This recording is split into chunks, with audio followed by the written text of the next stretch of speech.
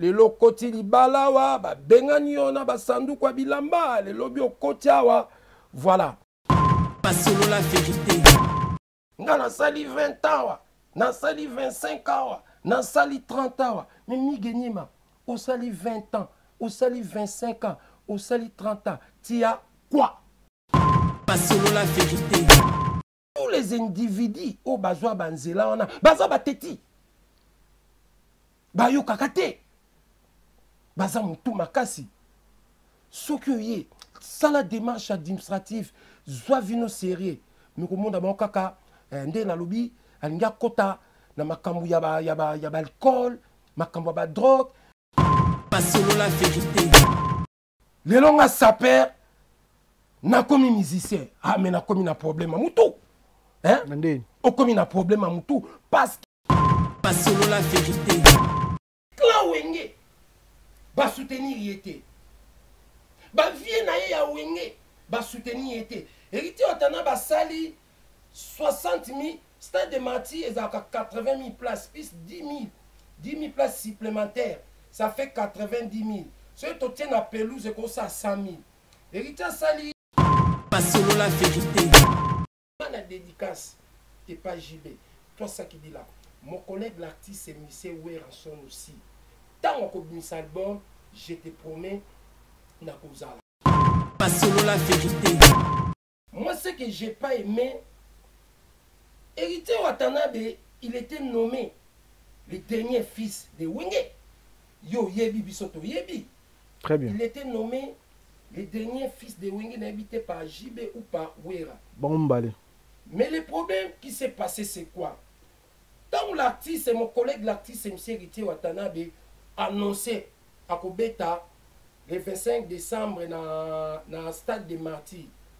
Moi, je me suis sacrifié 2 mois. Selon la vérité. N'est comme on a un message na bango à partir de jeudi. Na ba page na bango. Bakomi nanani pour na Héritier Watanabe. Je remercie même cet individu de mon collègue l'artiste M. Antoine Kofi Olomide. Selon la vérité. Selon la vérité. L'artiste il a choisi la date du 25 décembre 2022 pour donner l'honneur à son papa Weranson parce que c'est le jour de son anniversaire. Selon la vérité. Kla Wenge ba soutenir yete. Ba vie na ye ya Wenge ba soutenir yete. Héritier Watana ba sali 60 000. Stade de Marty, ils ont 80 000 places. Puis 10 000 places supplémentaires. Ça fait 90 000. Si tu tiens la pelouse, c'est comme ça 100 000. Héritier Sali. Selon la vérité. Stade de Marty, nous les amoulaïs. Mérité de toutes les façons. Pour moi, il a réussi. Il est rentré dans l'histoire. Mais, est-ce que Stade de Marty 1, 2. Est-ce que Bakubeta? Il a accompagné vos premiers amours. Il a bercé votre jeunesse et vous a consolé à travers ses chansons quand vous aviez le cœur brisé.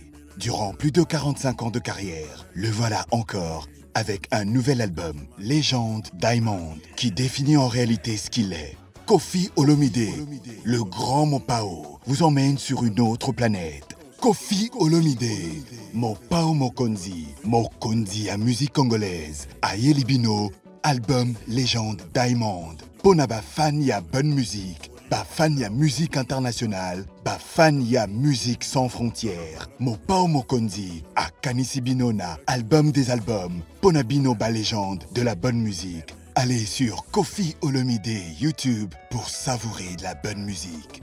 Légende Diamond. Les darons au charbon, à m'arracher du pain, fini le biberon, les Hugues la Coifficoté. Hugues la Coifficoté, votre salon de coiffure sur la Nationale 3 au pavillon sous-bois. Ouvert tous les jours de 9h à 20h, même les jours fériés. Plus d'informations au 01 41 55 00 00 ou sur le www.huguelacoifficoté.com. Hugues la Coifficoté, l'homme qui coiffe la ville.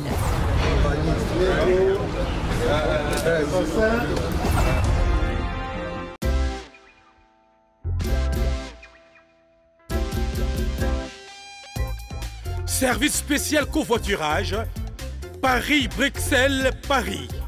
Voyagez confortablement de Paris à Bruxelles et vice-versa de Bruxelles à Paris dans de meilleures conditions. Jimmy Chimanga, porte de la Chapelle. Contactez le service covoiturage Jimmy Chimanga, Paris, porte de la Chapelle. Composez vite.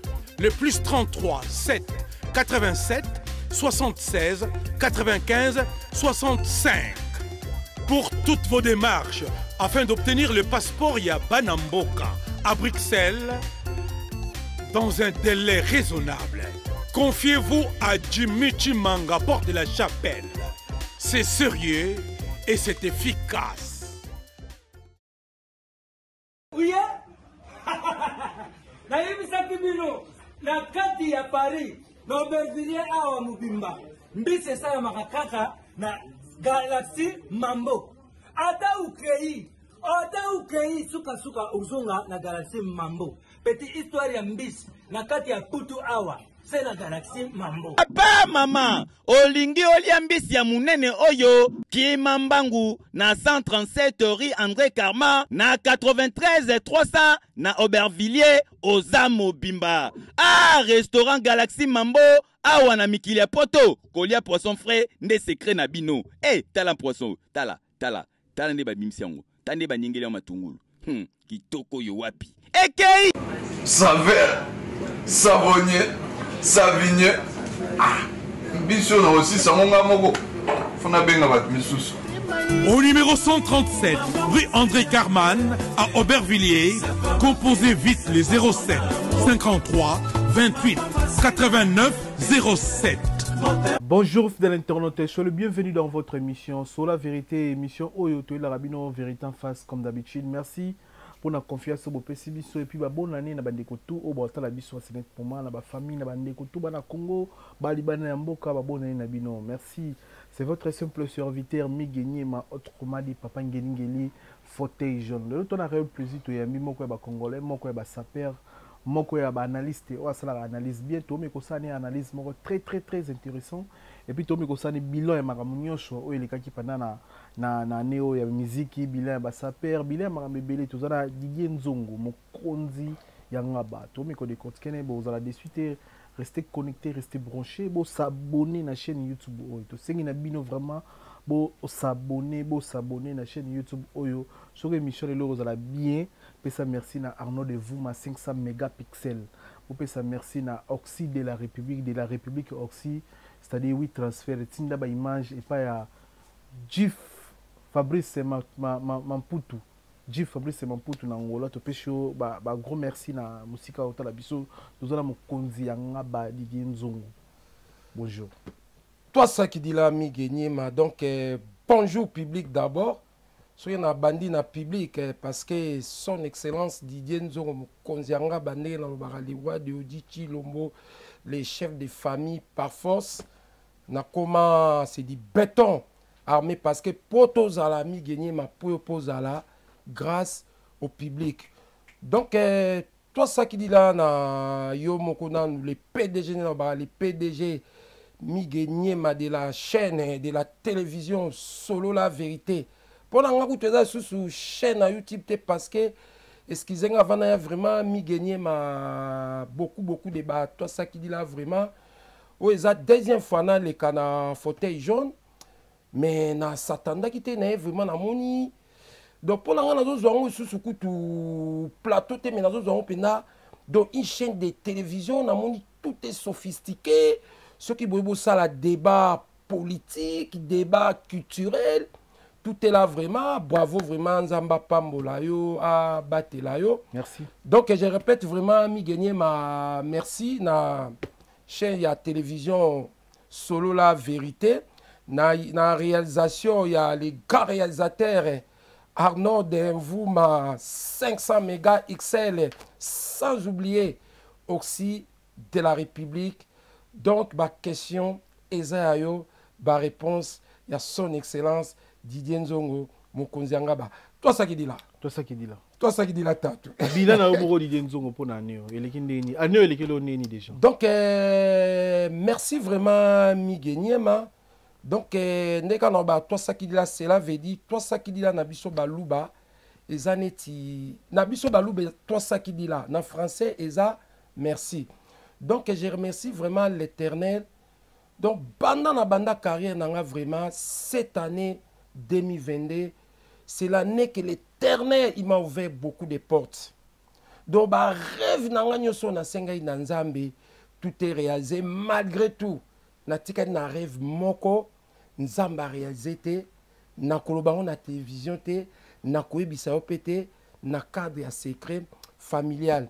Donc année 2022 vraiment nzamba pambolinga yo moko yebi nazaki invité na concert ya wenge musique à BCBG 4x4 au Congo na kendaki nzamba ba pambolinga susu nazaka na deux palais na bakisi sous ba terrain nzamba pambolinga yi apesinga ndako munene apesinga susu bana. Donc nzambe vraiment asange belé ya on alobaki na kotika année 2022 et les kandengwate il faut na leka et pas Migueniema na solo la vérité na remercier public en plus vraiment bonne année à vous vraiment Migueniema parce qu'en habit toujours que vraiment na mbula sika. Je profite vraiment à vous souhaiter bonne année na Migueniema. Merci. Bonne année na les grands réalisateurs Arnaud de Mvouma 500 méga XL. Bonne année na Oxy de la République. Bonne année à tous mes publics. Bonne année à toute ma famille Nzongolezi Mumba. Bonne année à ma petite sœur Chouchou Natati la femme en espèce.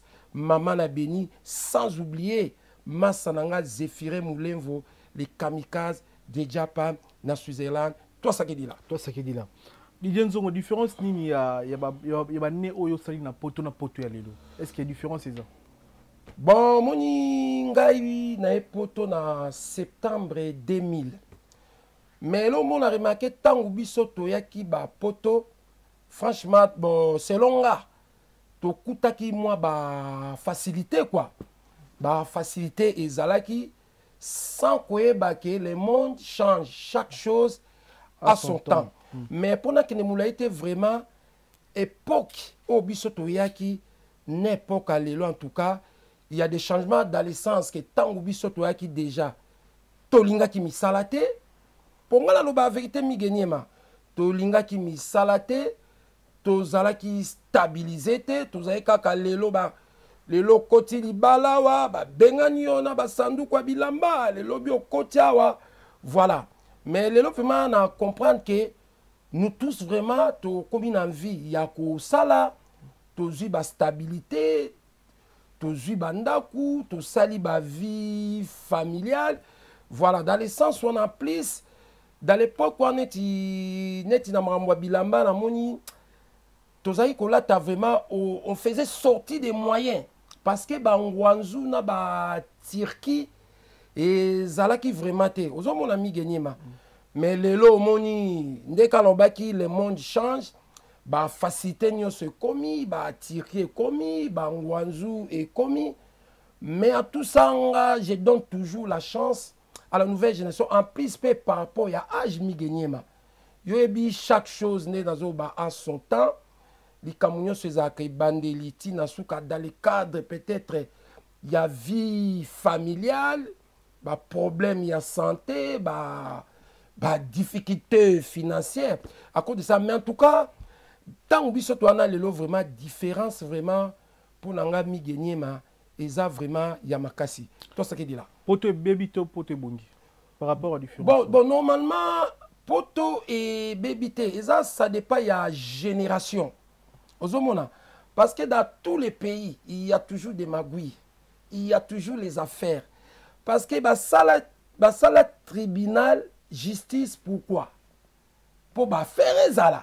Ce qui va faire exacté, c'est que bateau ba ministère il y a justice, ba juge, ba avocat comment ba koki ko sa sorti. Pour la poto beba onte mais ezaka changement moko selon monde nengeza ko évoluer quoi. Bon, pour netinga ba lelo nga na ebi aujourd'hui moi son excellent Didier Nzo Mokonzi ngaba na ba capacité, ba compétence, na ba qualité na nga tant que quand s'appelle l'artiste s'appelle no ba compétent, qualifié, professionnel. L'artiste s'appelle le plus dangereux du monde. Le longa Didier Nzongo na koki kokota na ba maguité. Le longa Didier Nzongo excusez-moi les termes. Na koki ko se permettre na frauder, na pisser, na babalabala. Ozomona. Mais dans l'époque, on s'en foutait. On s'en foutait de tout. Mais aujourd'hui, les lots par rapport à l'objet, il y a âge, vie sociale, vie familiale. En plus, on a comme star. Donc, faille nyonso oyo na kolinga, nabunga, soke bimi na médias ou na réseaux sociaux, cela veut dire na kodoka. Mais, nous avons un point sur le lobby, mais ce qui m'a dit, ça marche en arrière. Excuse. Potope o ezalaka kala na lelo migenye ma pardon, il y a quand même la différence. T'as l'exemple année lelo na ba France nga na s'attendaka te un jour ba koyi koyela ce système to baisser l'électricité, to baisser ba gaz. Donc on a chaque chose à son temps.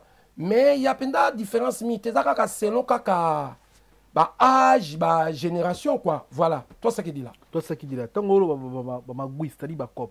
Oui, ba cop pe donc ici bande ko na poto on dirait. Mais c'est ça que nazolo ba mi genyema.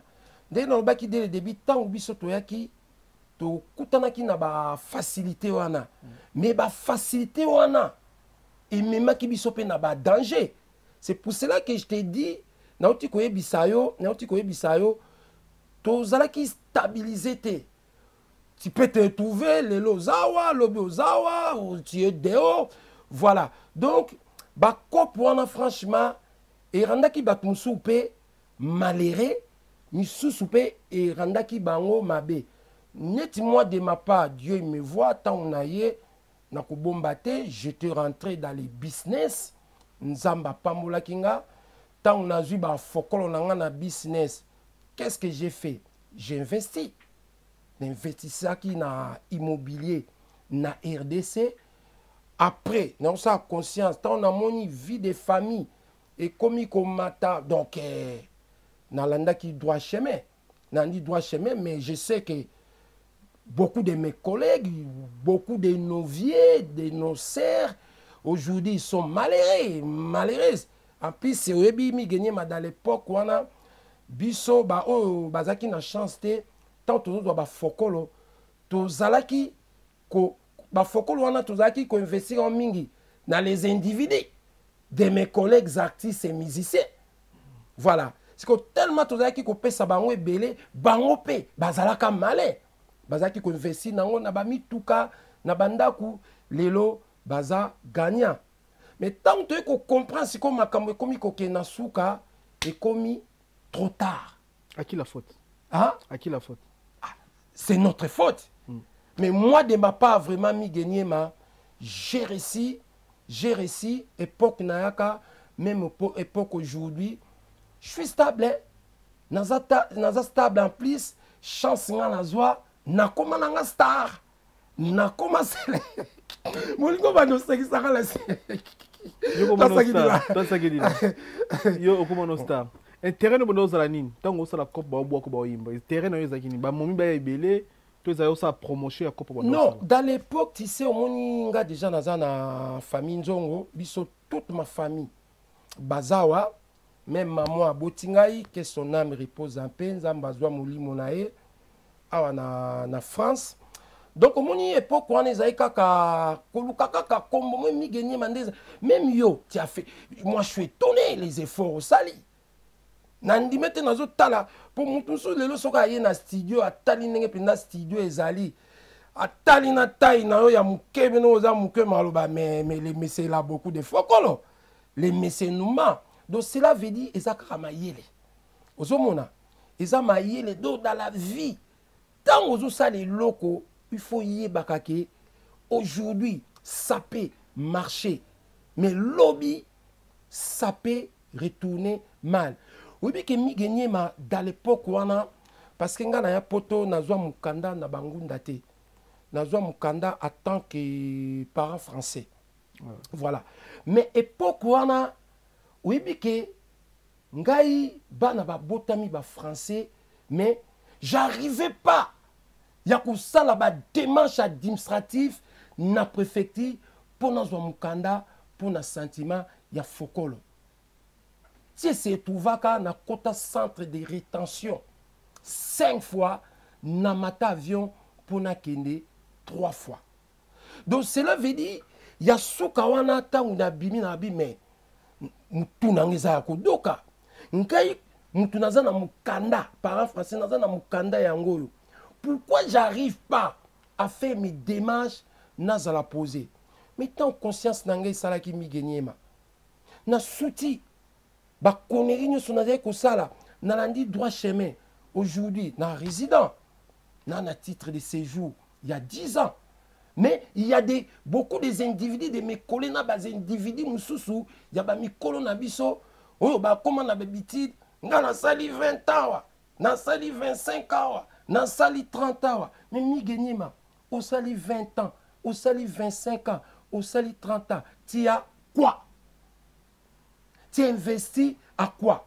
C'est pour cela que même bateau est belé ba oumelawa ba koma motema mabe na génération ezoya sika parce que normalement la logique biso ba tout na ba 2000 na bandaka ba 2000 ti lelo ba considérer biso neti bangulu vrai ou faux? Très bien.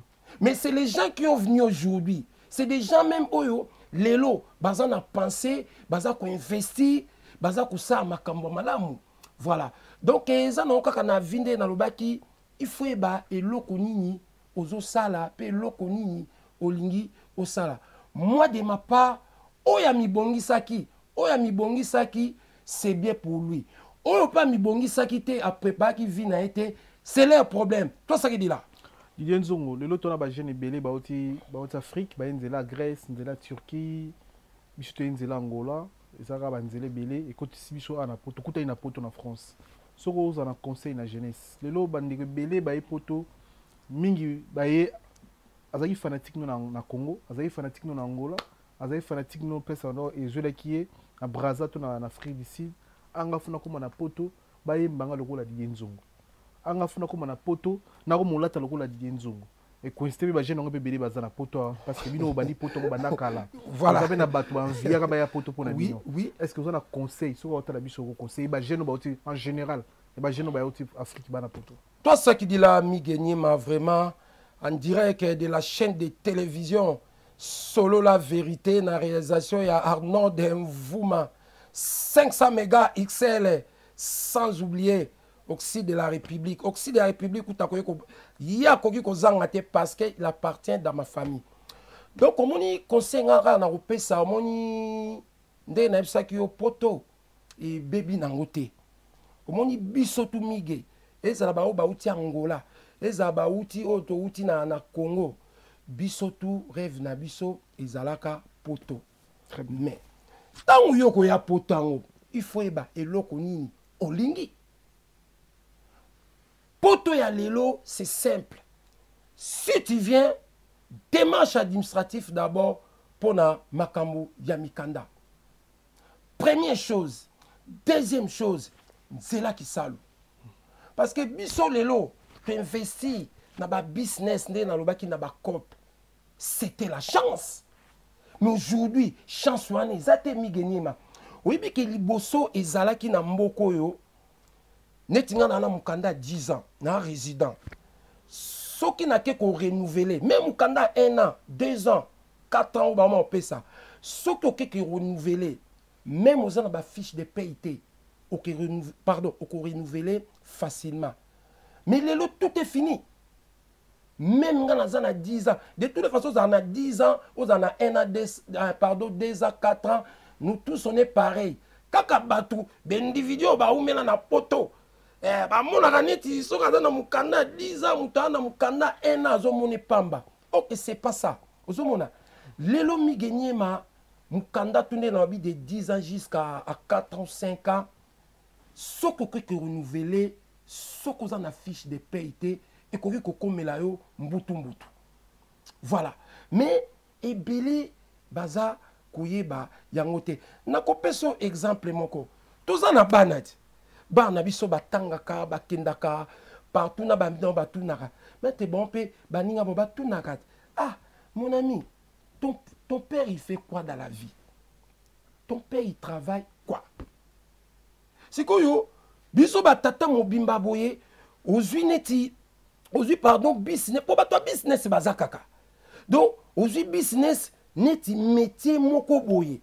Il y a beaucoup des individus même basina mi ben na poto ba se permetaka aza ko kende ko yiba na bana mais mi genyema tant yozo kendo yiba na bana moi nazo mona obi ke un jour pe moi na ko kendo yiba vrai faux vrai yo parents oza ko frauder na mwana ozo esa mwana leka passe.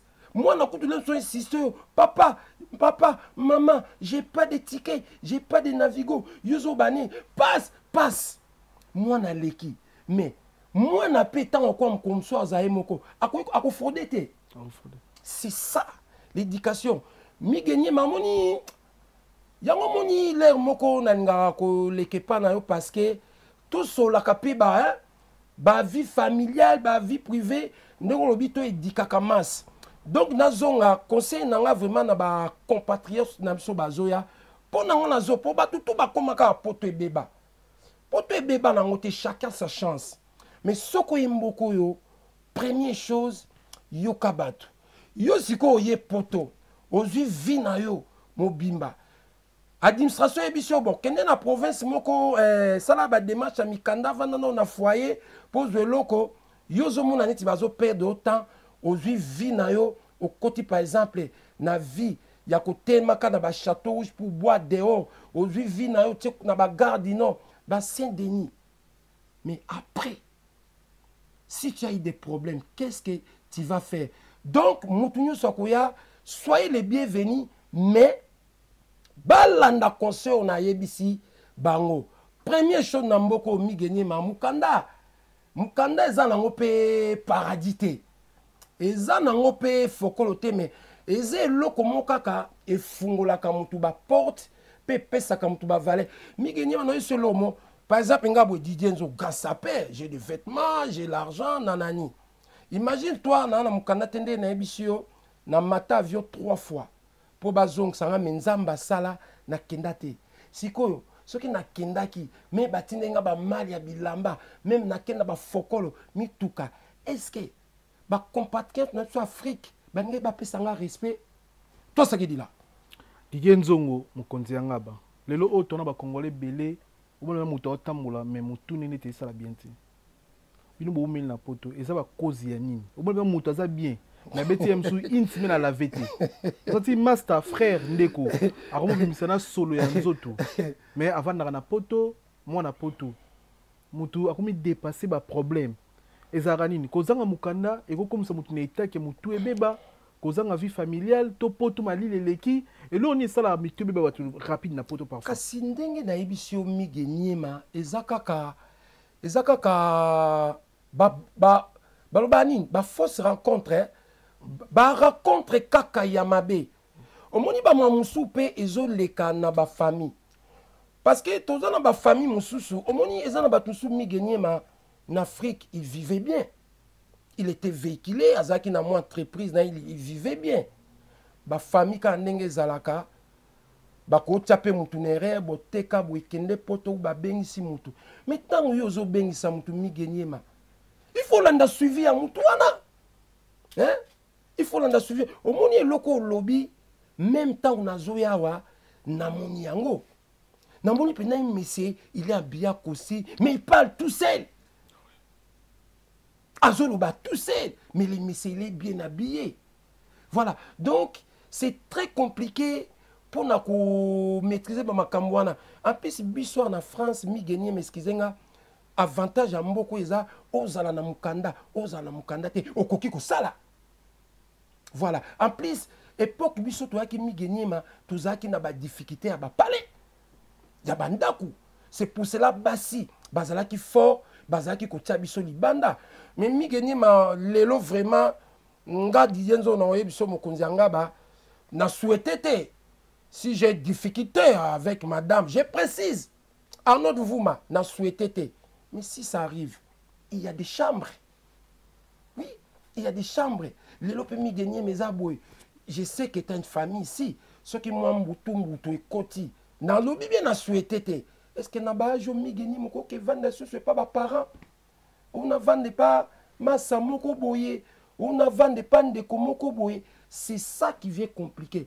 Donc, ezaka yomoko eba et lokoni nyo lingi et lokoni nyo sala ozo kende wapi pour tomber dans malerte. Deuxième chose en plus, époque biso to yaki migeni moyebi batu bazaki muke. Les longs monde évolué population et mati. Misoupe bazwa poto na berer azana ba activité na ekuna akosami ayakaka poto. Mais poto ngokuya. Et le réseau qui sont des années Masanga 8-6. Bon moni yango na ebisaki yo ezakaka mauvais conduite. Mauvais conduite parce que alcool na vie iranjaka mutu te. Alcool ikoki ko détruit. Ndenge na ebisaki yo dès le début. Ezana ba compatriotes so aye poto, on a dans droit chemin. Il y a démarche administrative. Quel que soit bâtiment dans la province, quel que soit bâtiment dans le foyer, Migeniema et Futaka. Mais yo soki, on a dit loenge, ah, fona zala na Paris, pour na mona Didier Nzongo, pour na mona Didier Nzongo konzangaba, na lata Didier Nzongo, pour na koma na kin, azaki ko filmer mutu, pour na koma les grands réalisateurs comme Arnaud Vouma, pour na koma journaliste, neti Migeniema, ba koma kamutute. Beforo, biso, nabino, tout sali. La chance là, ça ne donne pas à tout le monde. Donc, défaut, parce que Paris a Moutarodo Kamige. Rapidement. Parce qu'il y a trop de concurrence. C'est la capitale de la mode. Il y a la jalousie. Pour Mige, les années yoye, Massa no moa koma, ala taka bien, il est véhiculé, il vit bien, yo zana ngote. Et comme la mindondo. Mais ce qu'on veut, patience. La patience paye. Mi gagner ma récite et kozala. Donc, ba compatriotes na biso bazana pour ça baïa. Mais, oyo pe amoni en Afrique. Azane na ba moyen bien mi gagner ma. Azane entreprise na ye. Il s'en sort bien. A kokipe ko va na ekuna. Ici, ce n'est pas un paradis. Netinga kutu minito yo, nazara nanga susu na posa ya potote. Parce que ici, déjà, on travaille dire, la vie familiale, c'est difficile. Bana po tozo bota, bana biso liboso ezalaki, oko somi moi basket, moko moi si vêtements, moko oyelie, il prend tout de suite. Mais les loba comment na obligation. Imagine toi bana biso bana ba âge ba 13 ans, ba 14 ans. Baza ko obligé so mettre iPhone. Hein? iPhone que tu ngamo tu disais nzongo papa nazana iPhone te. Mais bana baza ko obligé so iPhone. Bana baza ko lata selo bango. Donc c'est très compliqué migenema. Na salaire zo ko kanate. Ah mais migenema na yebisio kutu na yebiso. Moi je travaille. Mi sala ngo to salaka. To gagnaka combien? Netinga disais nzo mokonzi ngaba. Je ne m'habille pas avec l'argent du salaire. Donc, l'argent salaire, et pas l'argent familial. Pour payer les loyers, s'occuper de mes enfants, ma femme, voilà, nanani. Mbongo na latelaka, isa mbongo, yaba bien nanga, na lona, na Congo. Na ba relation nzambe a pambolanga, na ba chef d'entreprise, ba toi présidence, ba autorité, ce qui va pesinga na bakisi na lati. Mais na mora musala, mon frère, je peux pas. Odoka. Odoka ko, bon temps odoka to kenda wa. Ki bokolo. Toi ça dit là. Mais tant on va d'arrêter les citoyens, au moni muto risque vie. Na maya munene po ya poto. Poto ngoyo vandi longtemps. Otsolo bango elo moko akeza na pe paradis.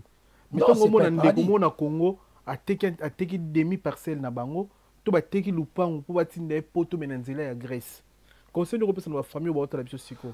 Merci beaucoup Migeni ma pour la question. Toi ça qui dit là. Bon pour nga vraiment au moni na koki ko loba likamo bato bada na Turquie na Grèce bakomona wa mabe, mais pour nanga de ma part je peux pas prendre les risques ou la risque français on peut compliquer tout le temps dans la risque. Donc je peux pas prendre des risques de déplacer l'un ou l'une des membres de ma famille Bayananzela Yamai, parce que c'est des risques le plus dangereux. Mi gagné moni vie oyo foro nzamba pesi biso vie oyo okoko kende pe lelo lobita nzamba pesi yo vie. Il faut profiter na pekisite muto ya poto, mais nzela ya ba mai wana c'est le nzela le plus dangereux. En plus tous les individus au bazwa banzela wana baza bateti bayo kakate baza mutu makasi soki oye sala démarche administrative zwa vino sérieux mikomonda bango kaka nde na lobi alingi akota na makambo ya ba alcool makambo ya ba drogue nakoma neti migenyema nakoma neti Didier Nzo mokonzi angaba nakoma neti petit sœur nanga chouchou na tatila la femme en espèce maman na beni nakoma ulata neti Zéphiré Moulevo les kamikazes de Japan et na Switzerland nakoma na ba jeep neti son excellence Massamba Kinwani Kamita, tous les conseils spéciaux de notre président de la RDC élu par le peuple, son excellence Félix Antoine Tshisekedi Tshilombo. À cause de ça, il y a Kolingo Koma. Moutunenga Komi. Mais yo yébité. Ni de malelo. Pose un grand studio à boy. Et l'équipe même ba studio na ba chaîne à télévision mususu même Yambo Canabiso. Mais tu as fait des efforts, vrai ou faux? To polano bambula, liboso Bercy. To polano bambula. Liboso Bercy pour le concert et à cet individu de mon collègue l'artiste musicien Fali Ipupa. To pola bambula. Tout ça c'était des sacrifices. Ben, voilà. Donc la vie c'est très compliqué. Linga ozala yo. Et ça n'est-il on peut ce exemple mogo. Les longs à saper na comme musicien. Ah mais na comme na problème à moutou. Hein? O comme na problème à moutou parce que na cour constitutionnel de la SAP un saper a koki kokoma musicien te. Na cour constitutionnel ya musique un artiste et musicien a koki kokoma saper te. Tout n'a pourquoi? Pourquoi? Parce que ceux qui ont les individus de mes collègues artistes et musiciens, bah comme ils sapent, cela veut dire bah continue à cop nanga. Pour ça pesa boulot nanga. Pour musique et tambourana sap. Ceux qui paient l'élo, les individus de mes collègues artistes sapent, bah comme ils musiciens. Donc cela veut dire bah zotia bah artistes et musiciens moulunge, bah continue à cop bah musiciens. Donc cela veut dire ceux qui ont un artiste musicien a commis sa paix, cela veut dire qu'il n'a pas. Mais ils ont l'argent. Il y a que somba, mais tu n'es pas sa paix. Ceux qui ont artiste sa paix. De toute façon, sa paix, tout les caca, on a évité ce artiste. Mais il y a des artistes. Ceux qui ont sa paix a commis musicien, cela veut dire azokende nakodoka makambo bilamba akote excusez nga Didier Nzo Leo mokonzanga batu bazo ba Didier Nzo kota studio abi mena kota studio na koyemba nini o sala ba krina yo ba kaka boye ba kibokolo ba tu vika tendi ko ba krinyo suna sala na bime bozo tianga nere siko nga na kota studio nga moko na bimisa ba moyen studio les studios ça coûte cher même le na koti studio pour selon la vérité, vous avez la capacité, une opportunité de recevoir un clip. Il y a toute personne qui a des moyens. Mais c'est des moyens. C'est des moyens. Mais ceux qui le disent, par exemple, vous devez financer un côté studio. Mais il faut que vous financez. Vous pouvez cacher vous foutez un studio, na meki. Mais ce n'est pas vraiment mon ambition. Excusez-moi, Netingana. Bon, toi, ça qui dit là.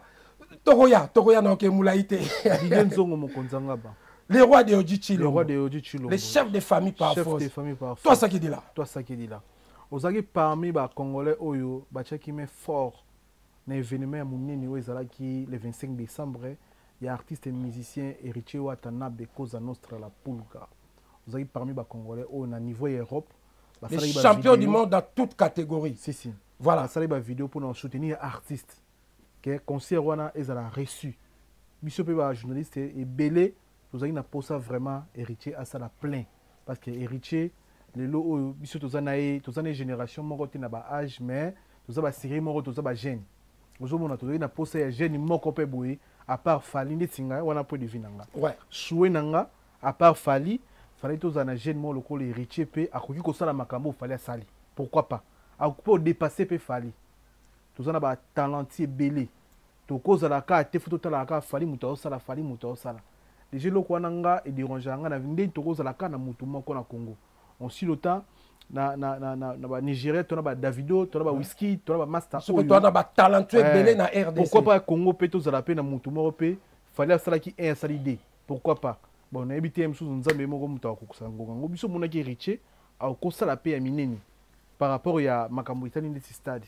Mais côté la stade oyo bino bo soutenaki ozaki terre loba ya koloba stade ngo héritier ba fanatique na ye ba répondre ndenge biso lingila etezala vraiment biso lingaki pena ezala plein na tapis ti likolo batu ba vanda ba yoka musique ya artiste mais batu ba ye ndenge to kanisa kité batu ba ye mukie olobini na poto ngomona ba vidéo bon.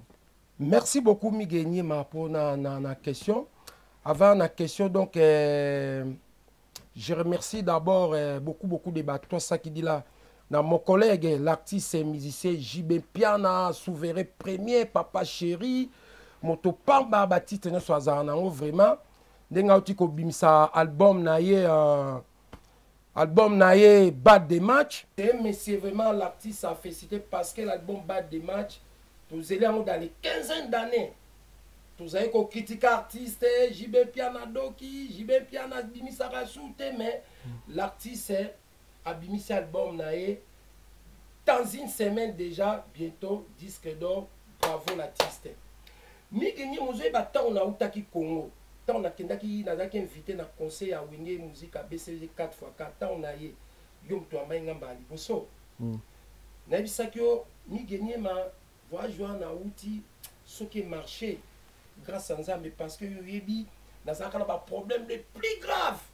Dans mon collègue l'artiste MC Werason, les grands formateurs Vangatama, n'a un problème, il y a ma cassité, un problème amiqué, n'a JB Piana.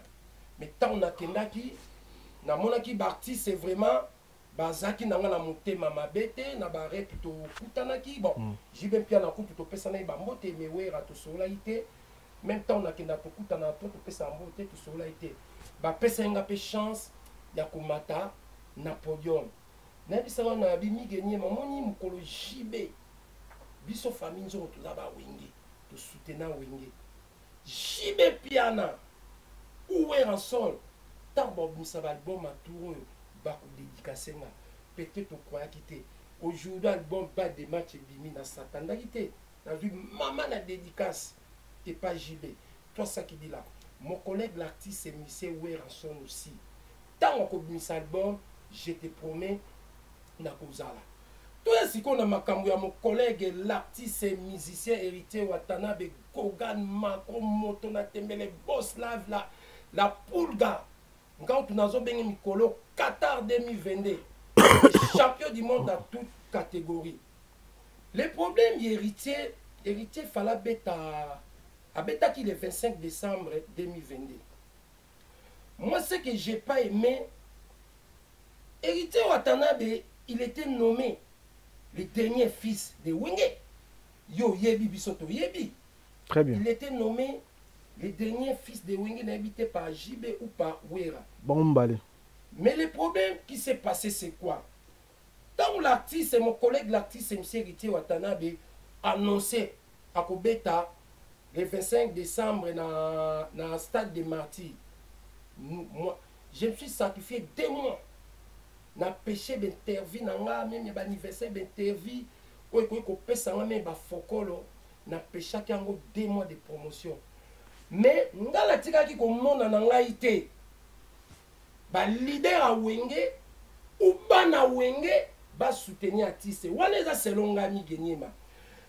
concert ezalaki dimanche naye komona bamessage na bango à partir ya jeudi na bapage na bango bakomi nanani nanani nanani pour na héritier Watanabe. Je remercie même cet individu de mon collègue l'artiste MC Antoine Kofi Olomide vient pendant après ça qui message naé tous les Kofifil vraiment tout soutenir artiste avant naya oyebi que tant où cet individu de mon collègue l'artiste MC Fali Poupa a bêta qui stade de martyrs l'artiste MC héritier Watanabe a l'écart Amigeniema a fait sa message que tout soutenir l'artiste mais le on a remarqué pas héritier il n'était pas soutenu même na Kla Wenge même na ba vie nae même na ba vie nae même na ba master nae surtout na cet individu de mon collègue l'artiste MC Wera sorti mes doigts et zongisu parce que JB Piana oh mais on bi Migeniema te kodongo zongisu ah non vous les gars ils attendent tout n'a pas Migeniema normalement concert wana oyebi ke soki yo ebitenga na oyebi so héritier azaki na 2 dates alingaki abeta ni stade de martyrs normalement azaki entre dimanche le 1er janvier ou le 25 décembre non le 1er janvier 2023 ou le 25 décembre 2022. Qu'est-ce qui s'est passé? L'artiste il a choisi la date du 25 décembre 2022 pour donner l'honneur à son papa, Weranson, parce que c'est le jour de son anniversaire. Mais l'artiste, il a trahi son propre fils.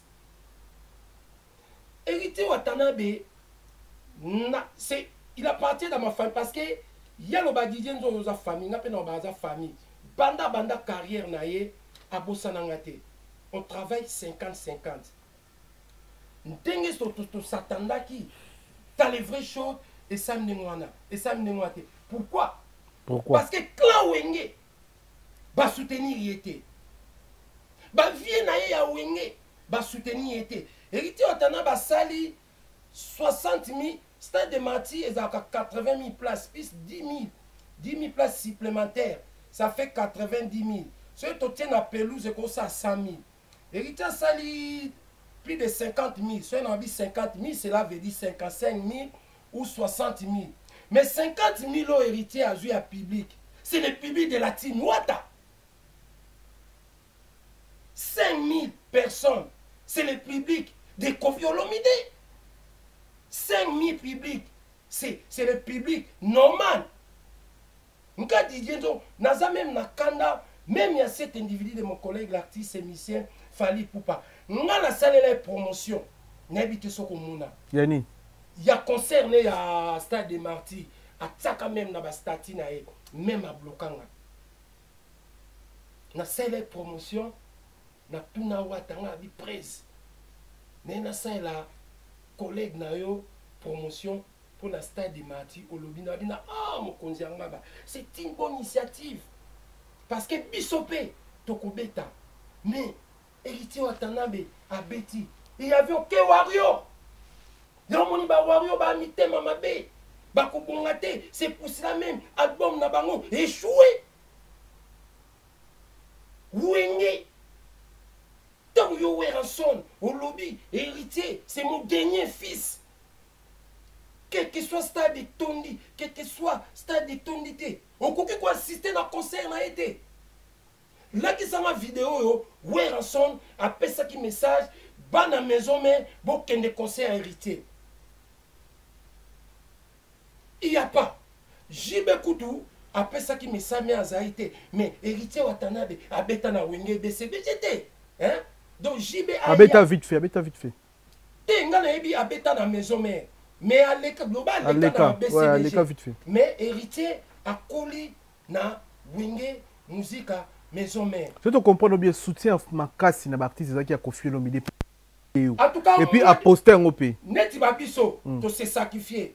Mais na ko kolobate que DJ no na sa soutien ma casse parce que na sala qui héritier, c'est un ami, c'est un frère, c'est un collègue. Soutien peut-être il y a confié le midi et puis biso quelqu'un quelques effectifs. Et puis c'est énergie. Moins énergie, c'est mais ça. moi, de ma part, Clan Wenge, exemple, on est dans l'autonomie gagnée. Moi, dans la bino les derniers fils, héritiers Watanabe, Baptista de Marty, maman na podium, maman na spectacle. Il n'y avait aucun. Les meilleures décorations. Il n'y avait aucun. Des individus, de mes collègues artistes et musiciens. Est-ce que c'est normal? Wenge, c'est un clan. Hein? C'est pour ça que je remercie même mon collègue, l'artiste et musicien, Bina Filé, assistant qui collègue Naé. Est-ce que c'est normal? Pour Nangaï, héritier, héritier Watanabe, c'est l'artiste, il est rentré dans le panthéon. C'est-à-dire, si tu comprends bien, héritier à Zazel. Non, il était abandonné. Il était abandonné. Moi, de ma part. Conseil européen Siko. Asa un espoir, il y a vieux wana, il y a massa wana, il y a bandafine Siko yemoko. Je te promets, l'artiste et héritier Watanabe Gogan Makom Motonateme, les boss là, champion du monde dans toute catégorie. Qatar 2022, il reviendra au stade des martyrs. Celle, cette fois-ci. Hein? Celle, cette fois-ci. Il va devenir celle. Parce que fallait pas bêter stade de Tobo Sanaté. Tobo Sanaté, fallait bêter stade de ça puis il y a quoi. Excusez-moi, moi même les tout ça va promo. Quand on a qui artiste, parce que dans le contexte tout le temps. Tout ça la promo, il y a démarrage, il y a témérité. Mon conzi, il faut promo, il y a union sacrée. Parce que je serai appuyé par mes grands et mes collègues. Même les individus, il y a des Gaulois. Il fallait pas soutenir héritier Wata. Parce que artiste n'a pas repé. Un jour. À Robert. Tant on a que mission na ebisa ka ni gagner na lobi. Biso ba digenzo on a bino to bundi to longi tous les individus ya ba combattants bazaki qui ko troubler ordre public. Les groupes des associations de malfaiteurs on a ba troubler biso. Mozo c'est ça OK.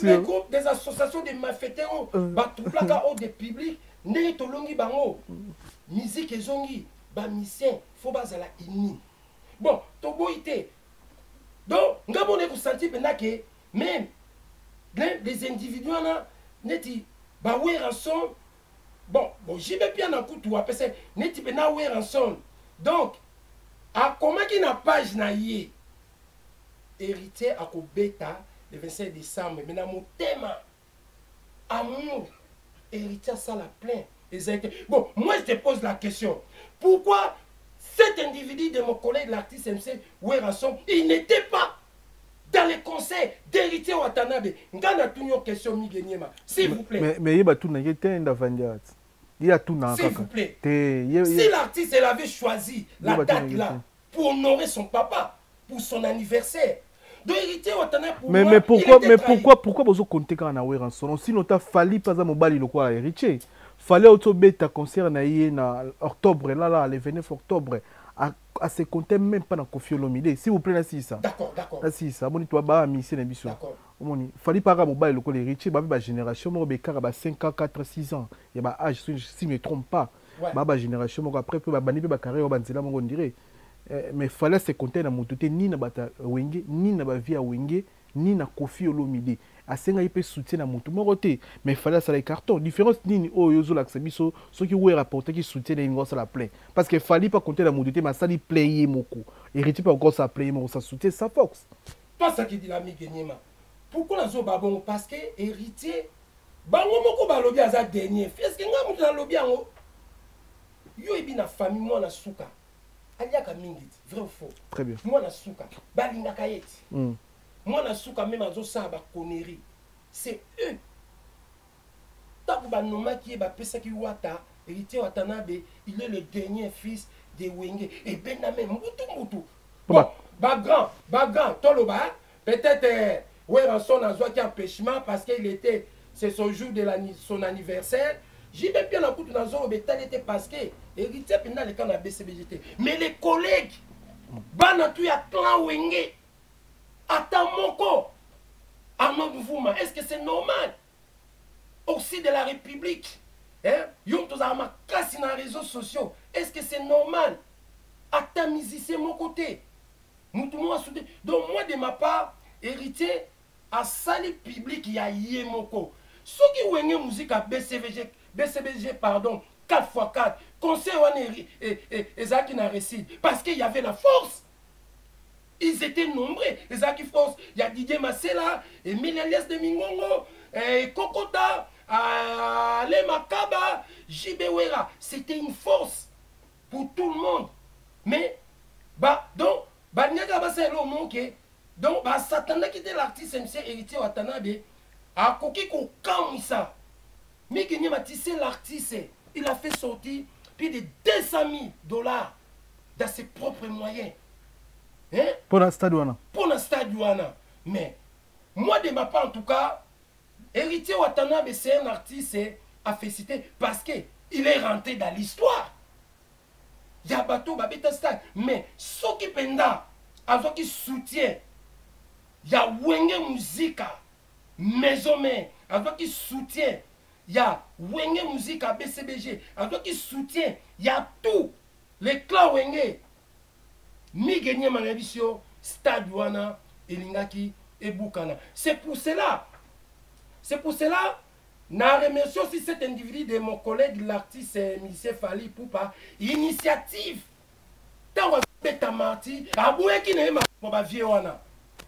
C'est ça aussi, ça marche dans notre musique. Mais je te dis et je te promets, l'artiste émissien héritier Watanabe, il retournera au stade de Marty. Mais, héritier Watanabe, stade de Tondité, mais il est rentré dans l'histoire. Mais, et bon aussi, stade de Marty. Mon collègue, l'artiste émissien Ferregola, il a aussi le devoir de jouer les stades de Marty. Mais tant qu'on compte à stade de Marty, il y a ça aux en pour ça soutien. À cause en pour ça soutien. Donc, l'artiste, il était trahi par ce vieux et ses collègues de Wenge Musica. Toi, ça qui dit là. Merci Didier Nzongo, merci na bandeko tour, j'ai chance pour producteur Landa Bisso. Merci na Arnaud de vous, ma 500 mégapixels hors site de la République, Jeff Fabrice, ma Mputu na Kati Angola. Merci na bandeko tour, bazaki belé partenaire officiel Jimmy Chimanga, Porte de la Chapelle, partenaire officiel et émission na Bisso, Evan Tumba, grand patron na Kati Anvex. Merci pour tout. Merci na Junior Bongongo, Union Européenne, ya Union. Merci Union. Et puis Chancel Mbemba du Midi, honneur na biso fierté na biso congolais libana mboka international. Chancel Mbemba du Midi Nzambandambo, merci. Gelor Kanga, Gabonais mais parisien. C'est-à-dire international Gelor Kanga, Gabonais mais parisien, tout pesio bambo teso yozolanda biso. Merci beaucoup na David Molinga Falcon, moteme Gladys Tambembo. David Molinga Falcon, moteme Gladys Tambembo, Roi Bilamba na Angola, Kelly Tsumbo na Paris, Ojeps 600 Clim Malili à Congo, merci pour tout. 600 Clim, Vénébiso Guy Baena, colonisateur de la SAP, Moté Mayama Sylvie Baena, merci pour tout. Merci na Bandeko Tour, Botali Biso, merci na Nico Kabamba, Espoir na Biso tout Bana ya Tchango, c'est-à-dire Nico Kabamba, merci pour na Yona tout ça pour na Biso, Espoir na Biso Bana ya Tchango, ya Nico Kabamba, merci na tout ça pour na Biso, Espoir na Biso Bana ya Tchango. Sadi bana changu boka ngapena kombo Nico Kabamba espoir ya bana changu aza tonton aza vieux aza na ba vision ya malamu pona changu na biso Nico Kabamba. Merci pour tout. Espoir na biso bana ya changu.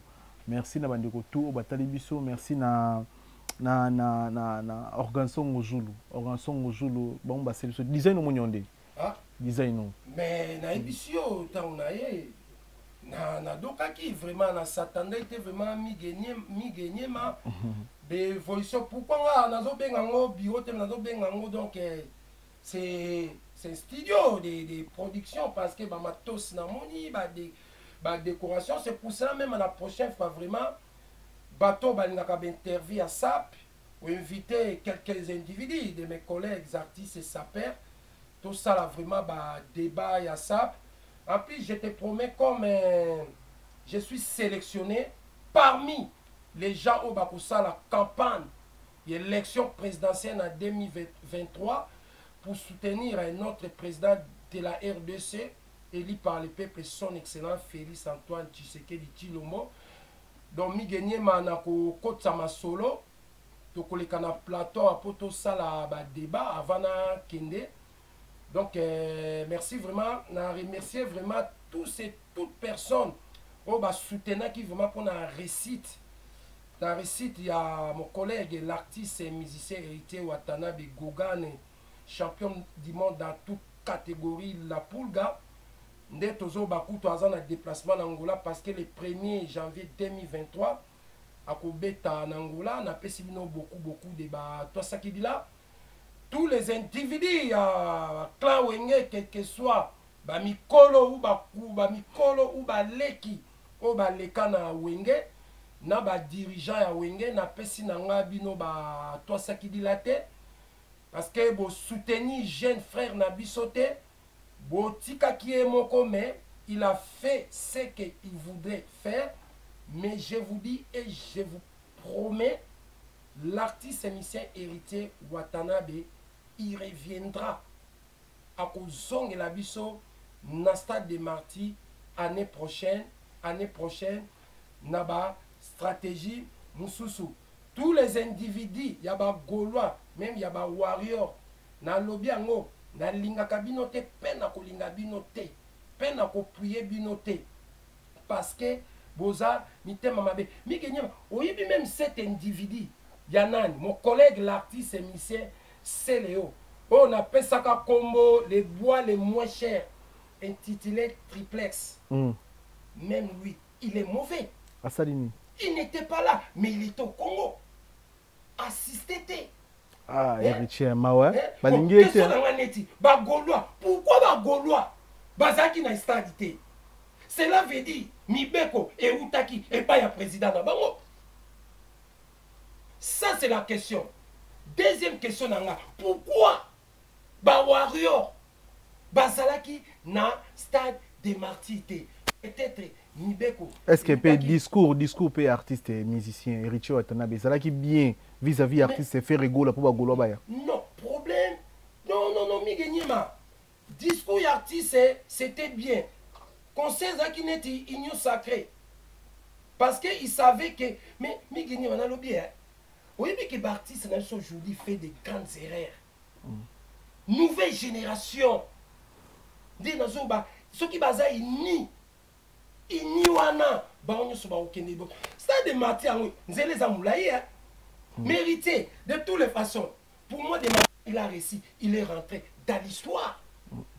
Mais est-ce que Bako Fungo na bango susu stade de Marty 1 2 est-ce que Bako Beta 3 Bako rempli en plus dans le kakala 2 albums 7 ans de carrière il gagne ma tout solo là quoi vraiment.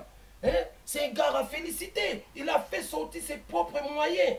Avec podium, moi, on a l'émission dans la Wenge musique à BCBG 4x4 dans stade. Podium, mais ça n'a pas podium, il y a conseil héritier. Mais l'essentiel, à Petit Musique Kitoko, il a rempli ses ambitions, a rempli ma kamnae, Samba Pambulae, à Kende Liboso. Merci. Toi, ça qui dit à toi, tu l'as extrait la vidéo, Oyo. Et t'as que patriote. Mon amboka otala peut se point de vue non. Tu n'étais pas à fond préparé. Ça de martyr ou attention dans le bina zongi la vidéo na zongi c'est de mon frère, mon artiste du pays. Ma vérité à moi, je préfère te le dire la petite caméra là. Donc bien on a téléphone peut-être que yambanga peut-être que tu écoutes à la télé. Déjà félicitations. Encore une fois, Nandenge a osé Kobeta stade de martyr. Mais Wata, stade de martyr m'a obéti.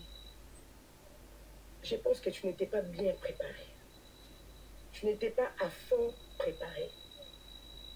Stade de martyr, attention, dans le binazong et la vidéo, il y a 3 dernières émissions, tout ça récemment.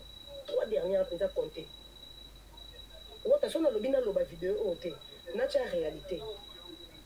Il y a stade d'ailleurs. Même dans la vidéo, il n'y a pas match, il n'y a pas cohérence. En fait, j'ai envie de dire quoi, Wata. Maloba Otolobaka. l'assurance c'est bien bon, il faut l'assurance dans la vie dans tout ce qu'il fait. Mais il faut tout chacun dans mon biso et l'eau comme mon frère. Que les cambo on a ça il faut assumer. Tout ce qui est toi ça qui dit là mi gagner ma vous allez préparer pour le stade on dirait. Bon, c'est comme si vous allez prêter pour le stade. C'est comme si vous mettez stade pour prouver mon tout bateau. Orbini pour nana boduga. Bon, de toutes les façons, dans la vie mi gagner ma il faut prendre toujours des risques. Si. Même gars Didienzo Lelo, ceux qui n'ont pas grand sapé, star célèbre, parce que nous avons qui risque, dépenser pour nos dédicaces, simba qui même bagua pour nos bima. Oh. Nous avons qui risque, Lelo il marche. Mais à cause des individus, des femmes comme ça,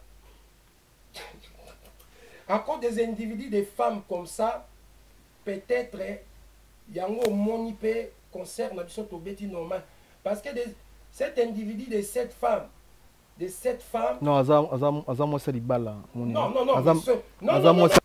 mais si je connais pas un individu c'est quoi s'il vous plaît tende na lobi kaka déjà non un individu c'est quoi pardon c'est qui la personne je connais pas son identité parce que je connais pas la dame Nana Boduga nayebi chroniqueuse moi ça libala nayebi ete wana makam naye soka azwa aza moi ça libala akoki ko se permettre te ko baba koneya boy parce que cette raison s'est rappelé la conférence de presse il y a l'héritier Watanabe ayaki j'espère ba bengana qui à kota kité nazo mon elongio mais à cause des individus des femmes comme ça donc oh ba lukaka polémique à plus je me rappelle ces noms cette femme est soutien Fali pourquoi à 100%.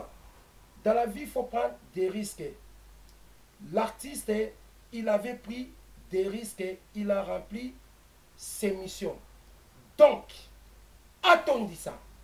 Attendez ça, concert Migenyema et Betamaki, Batubayaki.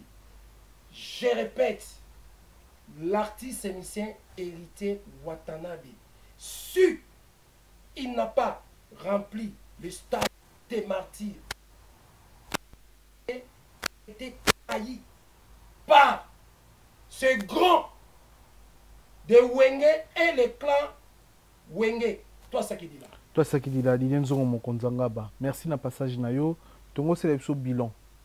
Il y a né au saper ni na sombi bilambe belé na né au yo ko service na Paris a net nan komboni.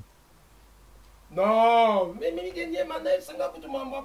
On était banditi sous quand on a fait ma camoité. À Paris, il n'y a pas de sapeur. Ah. Les sapeurs, c'est moi. Ah ouais. Tous là, ils s'habillent de Ngwanzou, Turquie, tout yebi. Tes maisons, bah, nous avons des pièces dans le magasin. Non, non, kende na magasin. Fata Kimbala, aussi dans le magasin. Na yeli makambwana te. La sap lelo mi gagné, mais je te dis la vérité, il y a trop de mensonges. Même nga na roko sam. La monde est évolué. Tanet yo ebeka na roya Didienzo be ya bilama minene. Exemple on peut so ta. Hein? Oyebi oni Zibula. Cet individu de mon collègue, l'artiste émissaire Zola Tomiko, Zibula, Tala Makolo, Tala Mobali Nenga Lati. Tout cela, il n'y a pas de sapé, mais c'est de mes amis. Pourquoi on se base Pakatamba ou la musique? Parce qu'ils sont fatigués. Nous tous, nous gagnons ma au consulter. Et à la nga, et à la bango, tout coquille qu'on a dans ma songe. Parce que la SAP, maintenant, il y a trop de trafic. D'influence, c'est des mensongères. Bango tout. Dans un exemple année, au moni, au tala ni nanga podium à martyr. Dans la coupé mon qu'on a chemise y a un journal. Depuis le mois de février na sombaka. Mais lelo tala. Moi mon longo là on a sapé nenge bimi. Ils ont pris ça où? Mais bah il faut que c'est bango son niveau la taillité. Mais bah Patrick Meka bah validité que bon défendre bien té. Les mêmes vêtements, on a l'attaqué. Aujourd'hui, mon collègue, l'artiste MC JB Piana, a sali dans mon clip.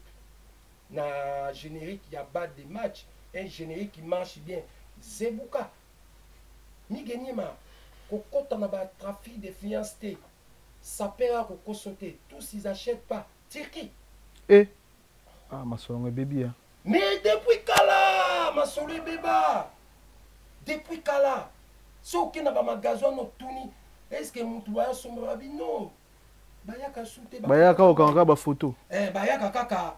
Bakangi ba photo à Meki. Masana vieux photo à Turquie. Ce qui a sommi la Turquie, à Lati, après à Teki. C'est des sombis Tekiri. Ah, matron. C'est pour cela que on a des missions, ça pour vraiment. Pourquoi moi des années, est-ce que yo mon allocation dans YouTube? Je passe chez toi parce que on parle de sujets importants. Moi je suis l'artiste, c'est sapé compétent, qualifié, professionnel. Je m'habille en jean, je m'habille en culotte, je m'habille en t-shirt, je m'habille dans toutes les façons. Parce que dans la SAP, il y a des vêtements administratifs. Il y a des vêtements au en école. Il y a des vêtements de fête. Tout ça, c'est des mensongers. Bilan, l'année 2022, pour moi, c'est Didier Nzongo. Nazaï n'a pas mis balai, n'a sombi, ba terre, mis ça tout.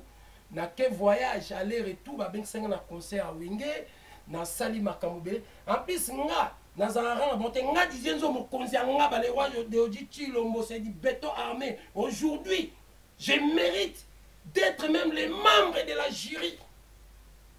Si à la compétition de la SAP, donc c'est des individus, de toutes les façons, c'est les mêmes individus. Des années, c'est les mêmes individus. Didier Nzongo c'est comédien. J'accepte. Didier Nzongo c'est comédien. Mais la comédie que j'ai ramenée dans la SAP, aujourd'hui, ça paye. C'est ça l'évolution. Très bien. Toi, ça qui dit là. Toi, ça qui dit là. Merci de m'anégoto Batalibiso Macolino d'Aroma. En direct de Londres, merci pour ton force. Pour Nabiso, moté mais acclaré, c'est le pengi, moi, si à Pembe. Macolino d'Aroma, Nagata Londres. Merci. Merci na Nico Kabamba, Espoir na biso bana chango. Nico Kabamba.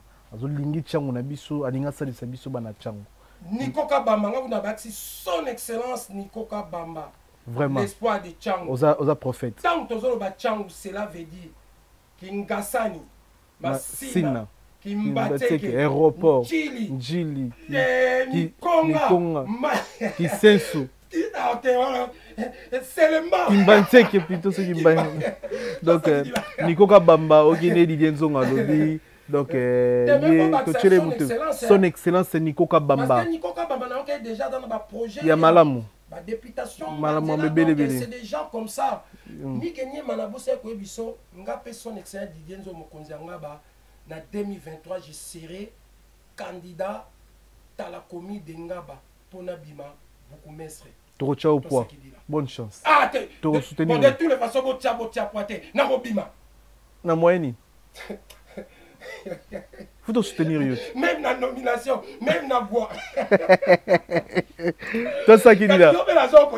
T'es là, petit. Tu vas bien arabe, tu vas petit. Tu vas bien arabe, tu vas petit. Bah, ça va pas qui mukolo. Biso zaba mi qui est problème te. T'es biso simba raté. Biso, si toi bana bima. Ah merci. Balobi osimbi. Ngala lobi la bango hein. Mawana bango. Bino pe bokende ko simba. Bo sala, bo koma ndenge mi genyema akomi. Toi ça qui dit là. Biso simba raté, biso toi bana bima, biso toi bana elam, bana molimo, toi simba raté. Biso bima négro. Biso bima. Biso pona bima. Toi ça qui dit là. Merci na passage na yo. Merci de bande goto batali biso, merci au nom de vous, merci na aussi de la République, merci na G Fabrice, merci de tout, botali biso pesi opportunité, merci Nabino, restez connectés, restez branchés, vous s'abonner, on est ensemble, merci.